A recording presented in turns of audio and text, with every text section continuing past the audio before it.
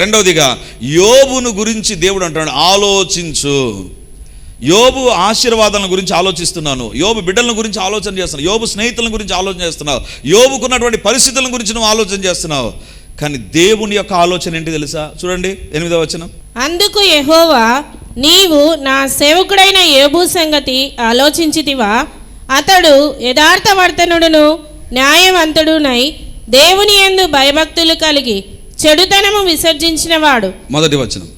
ఊజు దేశమునందు యోబు అను ఒక మనుషుడుండెను. అతడు యథార్థవర్తనుడును న్యాయవంతుడునై దేవుని యందు భయభక్తులు కలిగి చెడుతనము విసర్జించినవాడు. మొదటి వచనము 8వ వచనం రెండు ఒకటేనండి, దాదాపు ఒకటే కదా. మొదటి వచనంలో యోబు యథార్థవర్తుడు న్యాయవంతుడు దేవుని యందు భయభక్తులు కలిగి చెడుతనమును విసర్జించినవాడు, మొదటి వచనం.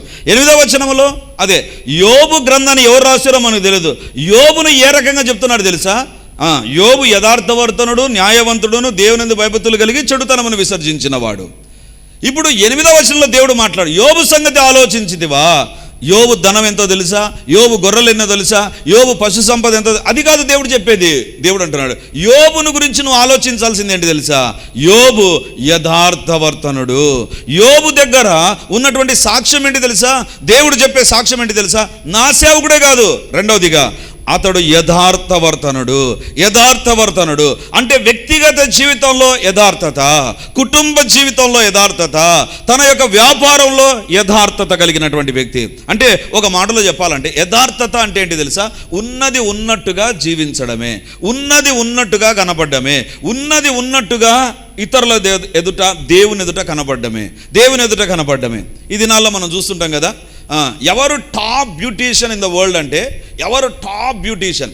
ఆమెకు గుంతలుండి ముఖముండి అదేమంటారు ఆ మంగు ఉండి తర్వాత ముఖమంతా ఎట్లా అంటే ఎట్లా అయిపోయినటువంటి వ్యక్తిని ఒక బ్యూటీషియన్ దగ్గర తీసుకుపోతే ఆమె ఏమీ లేకుండా మిస్ యూనివర్స్ లాగా తయారు చేసింది అనుకో. మిస్ యూనివర్స్ పోటీకి ఆమె రెడీ చేసింది. అంటే without makeup she is a very ugly woman, but after the makeup she is a such a beautiful one. అది యథార్థత కాదు. నీ దగ్గర మేకప్ ఉన్నా లేకున్నా ఒకే రకంగా కనపడతావు, చూసావా? అది ఇప్పుడు దేవుడు యోబుని గురించి అంటున్నాడు, మనుషుల దగ్గర ఒక రకంగా, దేవుని దగ్గర ఒక రకంగా, ప్రార్థనలో ఒక రకంగా, బయట ఒక రకంగా. అలా లేడు యోబు. యోబు అలా లేడు. వ్యక్తిగత జీవితంలో ప్రార్థనలో నటన లేదు, లేదా వ్యక్తిగత జీవితంలో ఆరాధనలో మోసం లేదు. అందరం ప్రభుని ఆరాధిస్తాం, దేవుడు నీకేం మేలు చేశాడు, నాకెన్నో మేలులు పాట ఏమో వస్తుంటుంది, నాకేం మేలు చేశాడు అని మళ్ళీ ఒక ప్రశ్న ఉంటుంది చూసావు లోపల. అది యథార్థత లేని ఆరాధన. దేవా నాకు సహాయం చేయి, ఏం సహాయం చేశాడు ఇంతవరకు అని మనసులో అనుకుంటూ ప్రార్థన చేసాం చూసావా? అది యథార్థత లేదు. నీ వ్యక్తిగత జీవితంలో యథార్థత, ఉన్నది ఉన్నట్టుగా జీవించు. Don't have a double standards. రెండు రకాలైనటువంటి వ్యక్తిగా నువ్వు కనబడవద్దు. యోబు ఏ రకంగా దేవుడు సాక్ష్యం ఇస్తున్నాడంటే యోబు యథార్థవర్తనుడు, యథార్థంగా జీవిస్తున్నాడు. యోబు సంగతి ఏం ఆలోచించాలి తెలుసా? అతని ఆస్తి ఎందుకు ఆశీర్వదించబడిందంటే బికాస్ ఆఫ్ హిస్ ఇంటెగ్రిటీ. అతని కలిగినటువంటి యథార్థత, అతని కలిగినటువంటి బ్లేమ్లెస్ లైఫ్. ఈరోజు దేవుడు అడుగుతున్నాడు, నీ జీవితంలో ఆశీర్వాదాలు దేనిపైన ఆధారపడున్నాయి తెలుసా? దేవుని దగ్గర ఈ సాక్ష్యం నువ్వు పొందాలి. ఏంటి ఆ సాక్ష్యం? నేను సుధీర్ దేవుని దగ్గర యథార్థవర్తనుడు. లేదా ఇక్కడ చేరినటువంటి సహోదరి లేదా సహోదరుడు యథార్థవర్తనుడు. కుటుంబంలో యథార్థంగా ఉన్నాడండి. కుటుంబంలో యథార్థంగా. యోబు ఎలాంటి వాడు తెలుసా? యోబు తాను భక్తిగా జీవిస్తూ తన కుటుంబాన్ని గాలి కొదల్లా తన కుటుంబం కొరకు ప్రతిరోజు బలి ఇచ్చేటువంటి తండ్రి అండి. దేవుని బిడ్డలారా, ఈరోజు ఇక్కడ ఉన్నటువంటి తండ్రులతో దేవుడు మాట్లాడుతుంటున్నాడు. నీ కుటుంబం నిమిత్తం నువ్వు బలి ఇచ్చే తండ్రిగా ఉన్నావా? అంటే బలి ఇవ్వడం అంటే మనం కూడా ఒక పొట్టేళ్ళు తీసుకొని వచ్చి మేకపోతుని తీసుకొని వచ్చి అది కాదు. నీ బిడ్డల నిమిత్తమై నువ్వు ప్రార్థన చేసే తండ్రిగా ఉన్నావా? నా బిడ్డను ఆశీర్వదించు, నా కుమారుని దీవించు, నా కుమార్తెను ఆశీర్వదించు అని ప్రార్థించే తండ్రిగా నువ్వు ఉంటే నీవు నీ ఇంటిలో యథార్థంగా ఉన్నావు. నీ ఇంటిలో యథార్థంగా ఉన్నావు. ఎక్కడికి వెళ్తున్నావు? యథార్థంగా మాట్లాడతావు. భార్యతో కరెక్ట్గా మాట్లాడతావు, భర్తతో కరెక్ట్గా మాట్లాడతావు, తల్లిదండ్రులతో కరెక్ట్గా మాట్లాడతావు. ఏం చేస్తున్నావో కరెక్ట్గా మాట్లాడతావు. తేడాలు ఉండవు. కప్పిపుచ్చుకునేటువంటి టెక్నాలజీ ఉండదు నీ దగ్గర. కవరింగ్ టెక్నాలజీ ఉండదు. ఉన్నది ఉన్నట్టుగా మాట్లాడతావు, ఉన్నది ఉన్నట్టుగా జీవిస్తావు. యోబు అదే రకంగా ఇంటిలో కనపడుతున్నాడు. దేవుని బిడ్డలారా, ఈరోజు నీ జీవితంలో వ్యక్తిగతమైన యథార్థత, రెండవదిగా కుటుంబంలో యథార్థత, మూడవదిగా సమాజంలో. ఇప్పుడు యోబుని గురించి ఒక మాట ఉంది. యోబు చేతి పనిని దేవుడు ఆశీర్వదించాడని సాతాను చెప్తున్నాడు. అంటే వ్యాపారం చేస్తున్నాడు, వ్యాపారంలో యథార్థత ఉంది. వ్యాపారం చేస్తున్నాడు, మోసం చేయడంలా. వ్యాపారంలో లాభం ఉండడం వేరు, మోసం ఉండడం వేరు. వ్యాపారంలో ఖచ్చితంగా ఆడ 5 రూపాయలకు కొంటాం, ఈడ 7 రూపాయలకు అమ్ముతారు. ఇది వ్యాపారం, ఇది చేయొచ్చు, తప్పు కాదు. మోసం ఉంటుంది చూసావా, అసలు 5 రూపాయలు కాదు, అది 5 రూపాయలు కాదు, అది 1 రూపాయిదే, కానీ తిరిగి దాన్ని 7 రూపాయలు నమ్ముతున్నాం అనుకుందాం, అది మోసం. యోబు తన వ్యాపారంలో యథార్థత, ఒక గొర్రెను అమ్మేటువంటి విషయంలో యథార్థంగా ఉన్నాడు. ఒకానొక సందర్భంలో నేను పనిచేసే దగ్గర సంత ఉందండి. సంత ఉంటే ఒకరోజు సంతకు నేను వెళ్ళాను. అసలు ఏంది సంతలో ఏం జరుగుతుంది? ఆ ప్రాంతంలో ఉండే సంత గొర్రెలు వచ్చి ఎక్కడెక్కడి నుంచి వచ్చి గొర్రెలు కొంటారండి. గొర్రెలు మేకలు అక్కడ కొంటారు. సో నేను నా కొలీగ్తో కలిసి వెళ్ళాం. ఆ రోజు మధ్యాహ్నం వెళ్ళినప్పుడు నేను అక్కడ ఉండే ఒక వ్యక్తిని చూసి అడిగాను, ఎక్కడి నుంచి వచ్చారు? పలానా ఊరు నుంచి వచ్చారు. దేనికి వచ్చారు? మేము గొర్రెను కొనడానికి వచ్చాం. గొర్రెను కొనే విషయంలో ఏం జాగ్రత్తలు తీసుకోవాలి అన్నాడు. అప్పుడు ఆయన ఏమన్నాడంటే, మీరు కొనడానికి వచ్చారా అన్నాడు. అనుకో అన్నాను. ఎప్పటికీ ఈ టైంకి గొర్రెలు కొనడానికి రావద్దు అన్నాడు. ఎందుకు అన్నాను. గొర్రెకు లేని బరువును క్రియేట్ చేస్తారు, మీకు తెలుసా అన్నాడు. అదేంటది? బరువు ఒకటే ఉంటుంది, మళ్ళీ బరువు క్రియేట్ చేయడం ఏంటి అన్నాను. అప్పుడు ఆయన ఏమన్నాడంటే, ఉదయాన్నే గొర్రెకు బాగా నీళ్లు తాకిపించామనుకుందాం, గొర్రె వెయిట్ చాలా పెరిగిపోతుంది. మీరు దేన్ని బట్టి గొర్రెను కొంటారు? గొర్రె బరువును బట్టి కదా. కాబట్టి జాగ్రత్త. యోబు తను గొర్రెలను అమ్మే విషయంలో మోసం చేయలే, యథార్థంగా ఉన్నాడు. అందుకే దేవుడు అంటారు, నా సేవకుడైన యోబు సంగతి ఆలోచించితివా? ఆయన యథార్థవర్తనుడు, యథార్థంగా ఉన్నాడు. ఈరోజు దేవుడు మనతో మాట్లాడుతుంటున్నాడు. మన భూలోక ఆశీర్వాదాలు దేవుడు నిన్ను చూసి చెప్పాలి, నన్ను చూసి చెప్పాలి. యథార్థవర్తనుడు, యథార్థంగా జీవిస్తున్నాడు.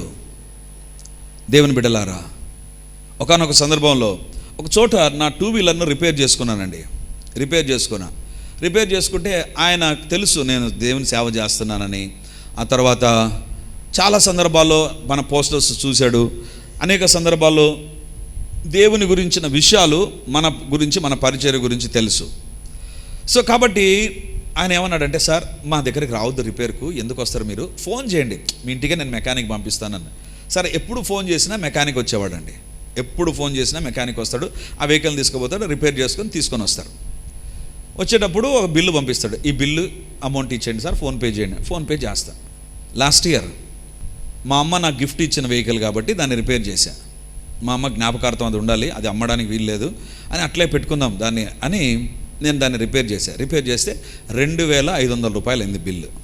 సార్ ఇంత అయింది సార్, మా అబ్బాయితో వెహికల్ పంపిస్తున్నా, మీరు డబ్బు నాకు ఫోన్పే చేయండి సార్ అన్నాడు. చేస్తాను. డిసెంబర్ నెల ఎలాంటిది, బిజీ కదా, క్రిస్మస్ ప్రోగ్రామ్స్ అది ఇది. వెహికల్ ఏమో వచ్చింది, కానీ నేను డబ్బు పంపడం మర్చిపోయాను. నిజంగా మర్చిపోయాను. ఇంటెన్షనల్గా ఏం చేయలేదు, నేను మర్చిపోయాను. దేవుని బిడ్డలారా, దేవుడు ఎలా ఉంటాడో తెలుసా? నేను ప్రార్థన చేస్తున్నప్పుడు నాకు జ్ఞాపకం ఏమొస్తుంది తెలుసా? వీళ్ళ ప్రార్థన అవసరత, నా బిడ్డల అవసరతలు, చర్చ అవసరం, ఇది కాదు. ఆయనకు 2000 నువ్వు ఇవ్వాలి, ఇచ్చావా? నేను 2000 ఇవ్వకపోతే ఆమెకేం నష్టం రాదు, ఏం దివాలా తీయడు ఆయన షాప్ క్లోజ్ చేసుకొని పోడు, ఇవ్వచ్చులే. మళ్ళీ ఎప్పుడు ప్రార్థనకు కూర్చున్నా, లేదా ఎప్పుడు ఆ దారిలో నేను వెహికల్లో ఈ కారులో వెళ్తున్నా, నాకు జ్ఞాపకం వస్తుంది, ఇవ్వాలి కదా 2000. యథార్థత అంటే ఏంటి తెలుసా? స్టేజ్ పైన వాక్యం చెప్పడం కాదు, స్టేజ్ దిగిన తర్వాత జీవించే జీవితమే యథార్థత. చర్చికి వచ్చే జీవితం కాదు యథార్థత. నువ్వు ఇంటిలో ఉంటావు చూసావా, వ్యాపారం చేస్తావు చూసావా, లేకపోతే చదువుతూ ఉంటావు చూసా, అక్కడ ఉన్నది ఉన్నట్టుగా జీవించడం ప్రారంభించు. ఈరోజు దేవుడు మనతో మాట్లాడుతుంటున్నాడు. నా జీవితంలో అతనికి నేను ఆ యొక్క 2000 రూపాయలు ఇవ్వనందుకు నా జీవితంలో నేను పొందినటువంటి వేదన ఏంటి తెలుసా? ప్రతి ప్రార్థన అదే జ్ఞాపకం, అబ్బా ఇవ్వలేదు ప్రభా, క్షమించు, ఇవ్వలేదు ప్రభా. రెండవదిగా, మెల్లిగా నా ఫైనాన్షియల్ రిసోర్సెస్ టైట్ అవ్వడం ప్రారంభించాయి. నా ఆర్థిక వనరులు మెల్లిగా బిగుసుకోవడం ప్రారంభించాయి. అసలు నేను ఎందుకు ప్రభా, ఎక్కడ తప్పు చేస్తున్నా? జ్ఞాపకం వచ్చింది, అయ్యో ఆయనకు డబ్బు ఇవ్వాలి. యోబు భూమి మీద ఆశీర్వాదాల కారణం ఏంటి తెలుసా? యోబుని గురించి దేవుడు చెప్తున్న సాక్ష్యం, ఇతడు యథార్థవర్తనుడు. యథార్థవర్తనుడు. రెండవదిగా ఎలాంటి వ్యక్తి అంట? బైబిల్లో చూడండి, యోబు 1:8. అతడు యథార్థవర్తనుడు, న్యాయవంతుడు. న్యాయవంతుడు అంటే ఆయన మోసంతో కానీ అబద్ధముతో కానీ జీవించేవాడు కాదు. ఇప్పుడు నేను ఒక మాట చెప్తాను, మీకు ఈజీగా అర్థమవుతుంది. పెళ్ళిళ్ళ విషయంలోకి వచ్చినప్పుడు ఏమని చెప్తారు? 1000 అబద్ధాలైనా ఆడి పెళ్లి చేయండి. సామెత వచ్చేసింది. పెళ్లి చేయడానికి ఎంత లైసెన్స్ అంట? 1000 అబద్ధాలు ఆడొచ్చు అంట. లైసెన్సే వచ్చేసింది. 1000 అబద్ధాలు ఆడి, అంటే 1001 అబద్ధం ఆడొద్దు. మరి ఎంచుకుంటే అబద్ధాలు ఆడాలని ఎట్లా మళ్ళీ వాళ్ళ ఉద్దేశం నాకు తెలియదు. 1000 అబద్ధాలు ఆడి పెళ్లి చేయొచ్చు. 1000 అబద్ధాలు ఆడి. అందుకే ఈ దినాల్లో పెళ్ళిళ్ళు ఎందుకు దెబ్బతింటాయంటే అబద్ధాల పైన పెళ్లి చేస్తారు. అబద్ధాల పైన. దేవుడు అంటున్నాడు, యోబు దగ్గర అబద్ధాలు లేదంట, న్యాయంగా ఉన్నాడు. అబద్ధం సర్వసాధారణం, మోసం సర్వసాధారణం, అన్యాయం సర్వసాధారణం. కానీ సర్వసాధారణంగా ఉండేటువంటి లోకంలో యోబు మాత్రం న్యాయవంతుడిగా జీవించాడు. It is a common in this world. మోసం చేయడం అనేటువంటిది కామన్ లోకంలో. అది ఎక్కడైనా ఏ దేశంలోనైనా మోసం అనేటువంటిది ఉంది.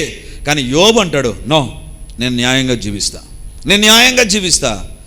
దేవుడు అంటున్నాడు, యోబు యొక్క ఆశీర్వాదాల గురించి దేవుడు చెప్పడంలా, యోబును గురించి ఆలోచించితివా? యోబు మోసం చేయడు. తన వ్యాపారంలో మోసం చేయడు. తన దగ్గర పనిచేసే వాళ్ళ దగ్గర మోసం చేయడు. ఈరోజు దేవుడు అడుగుతుంటున్నాడు, నీ ఆశీర్వాదాలు నీ మోసాలను బట్టి రాకుండా పోతున్నాయేమో ఆలోచించు. మూడవదిగా, దేవుని యందు భయభక్తులు కలిగిన వ్యక్తి. 1వ అధ్యాయం 8వ వచనం. అతడు యథార్థవర్తనుడు, న్యాయవంతుడును, దేవుని యందు భయభక్తులు కలిగిన వ్యక్తి. అసలు ఏంటంటే యోబు గురించి దేవుడు అంటున్నాడు భయభక్తులు.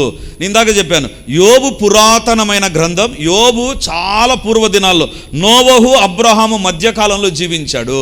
ఆ దినాల్లో చర్చి లేదు, ఆ దినాల్లో బైబిల్ లేదు, ఆ దినాల్లో సేవకులు లేరు. కానీ యోబులో ఉన్నటువంటిది ఏంటి తెలుసా? దేవుని యందు భయభక్తులు కలిగి జీవించేవాడు. అంటే దాని అర్థం ఏంటి తెలుసా?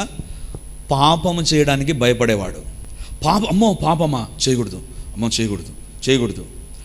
ఆదివారం ఎవరు చెప్పారు వాక్యం? అసలు ఆదివారం లేదప్పుడు యోబు దినాల్లో సేవకులు లేరు, యోబు దినాల్లో హెచ్చరికలు లేవు, యోబు దినాల్లో లైవ్లు లేవు, యోబు దినాల్లో రివైవల్ మీటింగ్స్ లేవు. కానీ యోబులో ఒకటి ఉంది, దేవునికి నేను భయపడాలి, పాపానికి భయపడాలి. ఒకటి, నేను పాపానికి భయపడాలి, దేవుని సంతోషపెట్టాలి.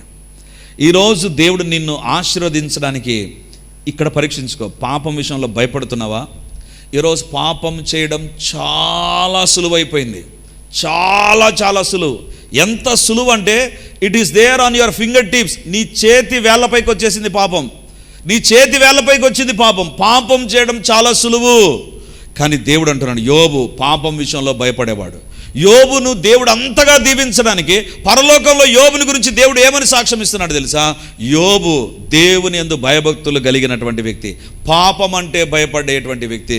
ఈరోజు పాపం అంటే అలవాటైపోయిందా? పాపం అంటే టేక్ ఇట్ ఈజీనా? పాపం అంటే పర్వాలేదులే, ఈ ఒక్కసారిలే అని. If you are taking a chance about doing the sin in your life, నీ జీవితంలో పాపం చేయడానికి అవకాశాన్ని సద్వినియోగం చేసుకునేటువంటి వ్యక్తివైతే గాడ్ కెనాట్ బ్లెస్ యూ. దేవుడు ఆశీర్వదించలేడు. మోసం ద్వారా లోకంలో పైకి రావచ్చేమో కానీ పరలోకంలో కాదు. లోకంలో ఎంతకాలం ఉంటామండి? ఎంతకాలం? ఆ మధ్యకాలంలో ఒక ఇంటర్వ్యూ చూశాను, ఒళ్ళులో వణుకు వచ్చింది నాకు. ఏంటి తెలుసా? దేవుని రాకడకు ముందు మనిషికి ఒక చిప్పు పెడతారని వచ్చింది. ఈ చిప్పును డిజైన్ చేశారు. ఇప్పుడు ఈ చిప్పు సైజు ఎంత ఉంటుందో తెలుసా? మన బియ్యపు గింజలో ముక్కాలు ఉంటుంది అంతే. కాలు భాగం ఉంటుంది. బియ్యపు గింజనే చాలా చిన్నది, వండినప్పుడే అది ఇంత ఉంటుంది. ఇంకా వండకముందు ఎంత ఉంటుంది? అంతకంటే చిన్నది. నాకు ఎప్పుడు డౌట్ అండి, అది ప్రకటన గ్రంథంలో ఉండేటువంటిది.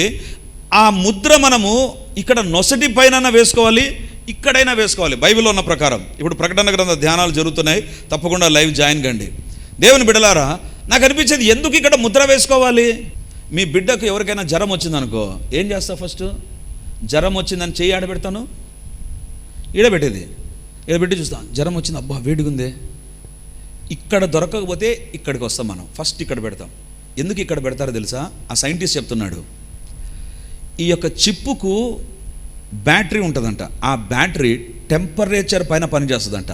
నీ బాడీలో వేడి ఫస్ట్ కనపడేది ఈ పార్ట్, అందుకే ఇక్కడ పెడుతున్నారంట. భూలోకంలో ఎక్కువ కాలం జీవించం మనం, నిత్యం ఉండే లోకం ఉంది. ఆ లోకంలో నువ్వు దేవుని బిడ్డగా చలామణి కావాలి, ఆశీర్వదించబడాలి. అక్కడికి వెళ్ళాలి అంటే భూలోకంలో నువ్వు దేవుని బిడ్డగా భయపడి జీవించు. పాపము చేయడానికి భయపడు, దేవునందు భయభక్తులు కలిగి జీవించు. పాపము చేయడానికి every chance will be there in front of you. ప్రతి అవకాశం ఉంటుంది. ఒక అమ్మాయితో నేను మాట్లాడుతూ కౌన్సిలింగ్ ఇస్తూ ఒక మాట చెప్పాను, నీ జీవితంలో పాపాన్ని చేయడానికి భయపడు, దేవుడు నిన్ను ఆశీర్వదించడంలో వెనుకదీయడు. ఎందుకు తెలుసా? పాపం చేయడం చాలా సులువు. ఒక అబద్ధం ఆడడం సులువు, మోసం చేయడం సులువు, లేకపోతే ఒక పాపం చేయడం సులువు, ఒకదాన్ని చూడకూడదు చూడడం చాలా సులువు. Every sin is very very easy నౌడేస్. ఈరోజు దేవుడు అడుగుతున్నాడు, దేవుడు బిడ్డగా నీ సాక్ష్యం ఏంటి దేవుని దగ్గర? యథార్థవర్తనుడువా, న్యాయవంతుడైనటువంటి వ్యక్తివా, న్యాయవంతమైన స్త్రీవా, దేవుని భయభక్తులు కలిగిన వ్యక్తివా? చెడుతనమును, చివరిగా ఏమంటాడు దేవుడు? చెడుతనమును విసర్జించినవాడు. అంటే చెడుతనము తన దగ్గరికి వస్తుంటే విసర్జించట, వద్దు అన్నాడంట. ఈరోజు దేవుడు అడుగుతుంటున్నాడు, నీ దగ్గరికి నా దగ్గరికి పాపం వస్తే పాపాన్ని వద్దు అంటున్నావా? Are you accepting that? దాన్ని నువ్వు అంగీకరిస్తున్నావా? ఈరోజు దేవుడు మనతో మాట్లాడుతుంటున్నాడు.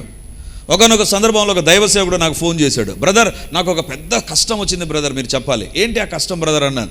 ఆయన ఏమన్నాడు తెలుసా? ఏం లేదు బ్రదర్, మా ఇంటి దగ్గర ఉండేటువంటి వాళ్ళు చాలా వెరైటీ పీపుల్ అన్నాడు. నేను అడిగాను, ఎందుకు వెరైటీ అంటున్నారే? వాళ్ళ ఉద్యోగం ఏంటి తెలుసా బ్రదర్ అన్నాడు. ఏంటి అంటే నేను వాళ్ళ ఇంటి దగ్గర పోయినా, చూపించాడు నాకు ఇల్లు.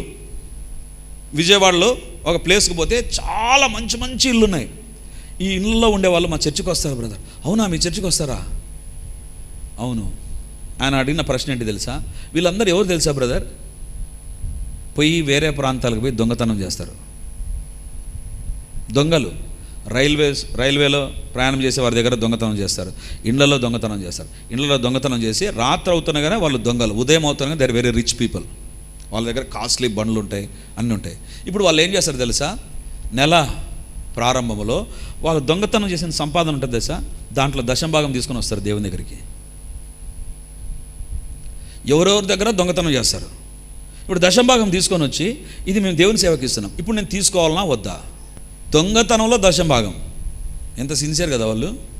దేంట్లో దేవుడు ఏమన్నాడు? నీ సంపాదన అంతటిలో నీ ఆస్తిలో భాగం ఇచ్చి యెహోవాను గణపరచు అంటే they are showing exact obedience. దొంగతనం చేసి దొంగతనంలో సంపాదన బ్రదర్ తీసుకోవాలన్నా వద్దా? నేను ఒక మాట అన్నా, మీరు ఆలోచించొద్దు. మీ స్థానంలో దేవుడు ఉంటే తీసుకోండి. మీకు ఇచ్చినారని చూడొద్దు బ్రదర్. అలా చూస్తే యూ కెనాట్ జడ్జ్ ప్రాపర్లీ. మీ స్థానంలో దేవుడు ఉంటే దేవుడు దాన్ని తీసుకుంటాడా? యోబు ప్రతి సందర్భంలో ఏం చేశాడు తెలుసా? తన దగ్గర పాపము చేయడానికి ధనం ఉంది, సంపాదన ఉంది, పాపము చేయడానికి అవకాశాలు తన దగ్గరకు వస్తుండగా చెడుతనమును నాకొద్దు, నేను చెయ్యను అని పాపం నుంచి పారిపోయిన వ్యక్తి యోబు. ఇప్పుడు దేవుడు అంటున్నాడు, యోబు సంగతి ఆలోచించిదివా? నువ్వు ఏం చూస్తున్నావు? యోబు యొక్క ఆశీర్వాదాలు చూస్తున్నావు, యోబు పేరు గొప్పతనం చూస్తున్నావు, యోబుకున్నటువంటి చేతి పని ఆశీర్వాదాలను చూస్తున్నావు, ఇవే చూస్తున్నావు. సాతానా, యోబుని గురించి ఒక సాక్ష్యం చెప్తున్నా నేను. యోబు సంగతి ఆలోచించిదివా? చెడుతనమును విసర్జించిన వాడు, తన దగ్గరికి వస్తున్న అవకాశాలున్నా తిరస్కరించాడు, వద్దు అన్నాడు. అందుకే దేవుడు యోబును ఆశీర్వదించాడు. ఈరోజు ఒకటి చెయ్యకూడదా? ఒకరితో మాట్లాడొచ్చా, ఒకటి చూడొచ్చా, చూడకూడదు, ఒకటి కొలమానం. నీ స్థానంలో దేవుని పెట్టుకో. దేవుడు చేయగలిగితే నువ్వు చెయ్యి. యోబు అనుకున్నాడు, అమ్మో బైబిల్ లేదు నా దగ్గర, చర్చి లేదు, పాస్టర్ లేరు, ఒకటి ఇది దేవునికి ఇష్టం లేదు కదా, నేను చెయ్యను. He lived a righteous life. ఈరోజు దేవుడు అడుగుతున్నాడు, ఈ సాక్ష్యం దేవుని దగ్గర కలిగి ఉన్నావు నువ్వు? నేను కలిగి ఉన్నా, దేవునికి స్తోత్రం. నువ్వు కలిగి ఉన్నా, దేవునికి. నేను కలిగి లేకుండా ఉన్నా, నా ఇంటిలో నాకు సాక్ష్యం లేకున్నా, నా బంధువుల దగ్గర నాకు సాక్ష్యం లేకున్నా, నేను పనిచేసే వారి దగ్గర నాకు సాక్ష్యం లేకున్నా, how can God bless us? ఏ రకంగా దేవుడు దీవించగలడు? దేవుని బిడ్డలారా, యోబులో ఉన్నటువంటి మొదటి లక్షణం, యోబుని గురించి దేవుడు అంటాడు, నా సేవకుడు. యోబుని గురించి గర్వంగా చెప్పగలుగుతున్నాడు, నా సేవకుడు. సేవకుడు అంటే యజమానుడు చెప్పినట్టుగా జీవించే వ్యక్తి, యజమానుకు నచ్చిన జీవితాన్ని జీవించే వ్యక్తి. యోబు తనకు నచ్చిన జీవితాన్ని జీవించలేదు. అది మొదటిది. రెండవదిగా, యోబు సంగతి ఆలోచించితివా? యోబు ఎలాంటి వాడు? తన జీవితంలో యథార్థంగా, న్యాయంగా, భయభక్తులు కలిగి చెడుతనమును విసర్జించిన వాడు. ఆ తర్వాతనే వస్తుంది, భూమి మీద అతని వంటి వారు ఎవరు లేరు. ఈరోజు దేవుడు అడుగుతాడు, మనం అంటాం ప్రభు వాళ్ళందరికంటే నన్ను దీవించు. దేవుడు అంటాడు, where is your testimony with me? నా దగ్గర నీ సాక్ష్యం ఏంటిది? ఎలాంటి సాక్ష్యం నువ్వు కలిగి ఉన్నావు? ప్రజల దగ్గర మంచి అబ్బాయి మంచి అమ్మాయి అనిపించుకుంటున్నావు, but how can God give a valuable testimony about you? నీ గురించి ఒక విలువైన సాక్ష్యాన్ని చెప్పగలడా? ఆయా వ్యక్తుల గురించి దేవుడు చెప్పిన సాక్ష్యాలనే సందేశంగా దేవుడు మనకు దయచేయబోతున్నాడు. చాలా రోజుల నుంచి నాకు ఈ ప్రేరేపణ ఉన్నది, కానీ ఈరోజు దేవుడు దాన్ని నెరవేర్చాడు. ఏంటంటే సాక్ష్య జీవితం మనకు చాలా ఇంపార్టెంట్. ఏ రకమైన సాక్ష్యాన్ని? నా యొక్క ఇన్స్టాగ్రామ్ అకౌంట్ చూసినప్పుడు నా సాక్ష్యం బయటపడుతుంది, నా ఫేస్బుక్ అకౌంట్ చూసినప్పుడు నా సాక్ష్యం బయటపడుతుంది, నేను మాట్లాడుతున్నప్పుడు నా సాక్ష్యం బయటపడుతుంది, నేను ఖర్చు చేస్తున్నప్పుడు నా సాక్ష్యం బయటపడుతుంది, నేను ఉద్యోగం చేస్తున్నప్పుడు నా సాక్ష్యం కనబడుతూ ఉంటుంది. ఎవరికి? దేవునికి. దేవుడు చూస్తూ ఉంటాడు. ఈరోజు దేవుడు అడుగుతున్నాడు, what is your testimony you are carrying with the Lord? దేవుని దగ్గర నువ్వు కలిగినటువంటి సాక్ష్యం ఎలాంటిది? మూడవ గొప్ప లక్షణం ఏంటి తెలుసా యోబు గురించి? ఇది ఏ అధ్యాయంలో చెప్పాడు? మొదటి అధ్యాయంలో కదా. మొదటి అధ్యాయంలో ఏమన్నాడు? 8వ వచనంలో, అతడు యథార్థవర్తుడు, న్యాయవంతుడు, దేవుని భయభక్తులు కలిగి చెడుతనమును విసర్జించినవాడు. ఇప్పుడు 42వ అధ్యాయంలోకి రండి, 7వ వచనం.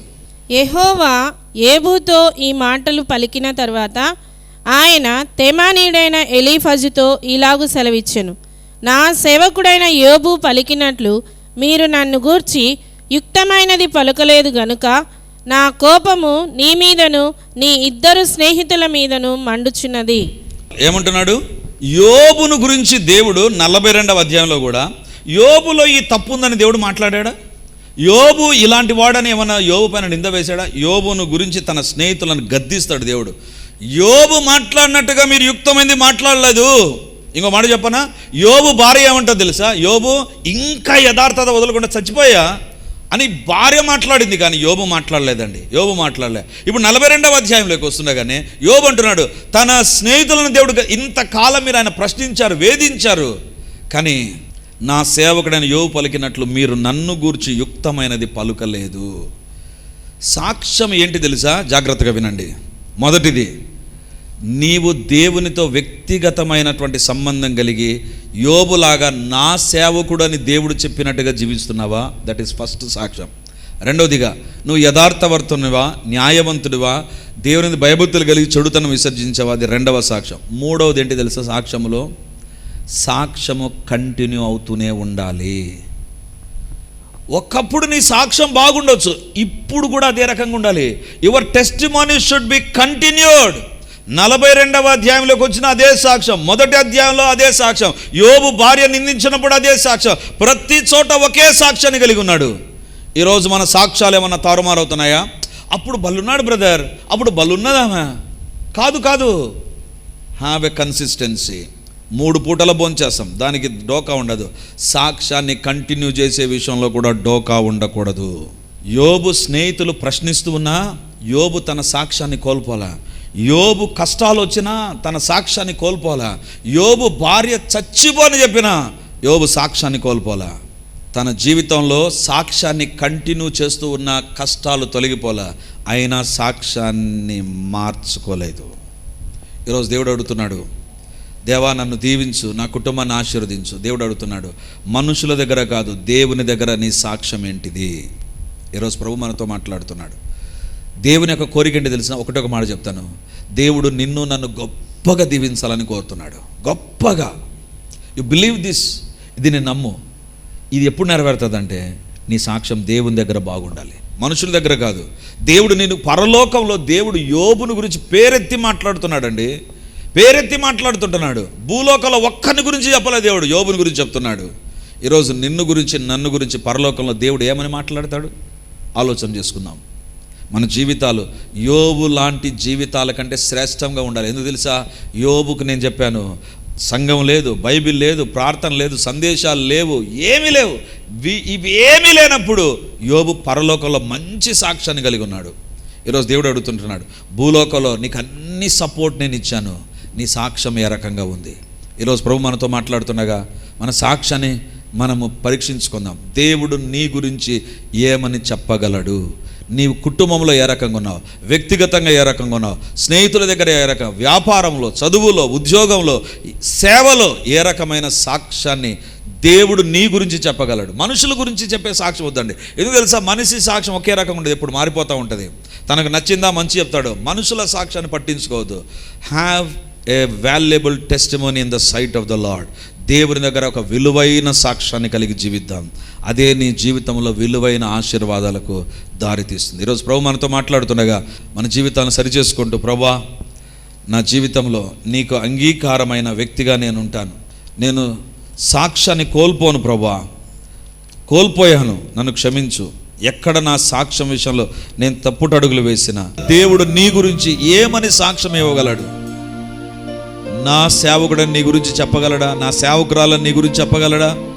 యథార్థవర్తనుడవా, దేవుని దృష్టిలో న్యాయవంతుడవా, చెడుతనమును విసర్జించిన వాడవా, దేవునందు భయభక్తులు కలిగిన వాడవా, ప్రతి కష్టములో, వేదన, ఒంటరితనంలో కూడా నీ సాక్ష్యాన్ని కాపాడుకుంటున్నావా?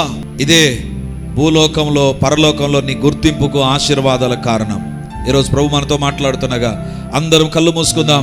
పరిశుద్ధాత్మ దేవుడు నీతోనే మాట్లాడి ఉండగా, నిన్ను దర్శించి నీ పట్ల దేవుడు నీ కుటుంబం పట్ల గొప్ప ప్రణాళిక కలిగి ఉన్నాడు. యోబులాగా గొప్పగా దీవించాలి అని.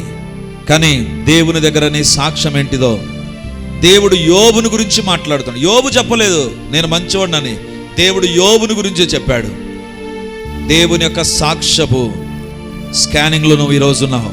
నిన్ను గురించి దేవుడు ఏం చెప్పగలడో ఆలోచించు, సరి చేసుకో. ప్రభువా నా గురించి నీ సాక్ష్యం సరిగా లేదు నాయనా, నువ్వు నా గురించి సరి అయిన సాక్ష్యం ఇవ్వలేని పరిస్థితుల్లో నేను ఉన్నాను ప్రభువా, నన్ను క్షమించు అని దేవుని దగ్గర ప్రార్థన చేసి నీ దుష్టత్వాన్ని, నీ పాపాన్ని, నీ అవిధేయతను ఒప్పుకోగలవా? This is the time. కళ్ళు మూసుకొని, దేవా నీకు వ్యతిరేకంగా నా జీవితం ఉండగా క్షమించు ప్రభువా అని ప్రభు ఎదుట ప్రార్థన చేద్దాం. ప్రేమ కలిగిన తండ్రి, గొప్ప దేవా నీకు వందనాలు.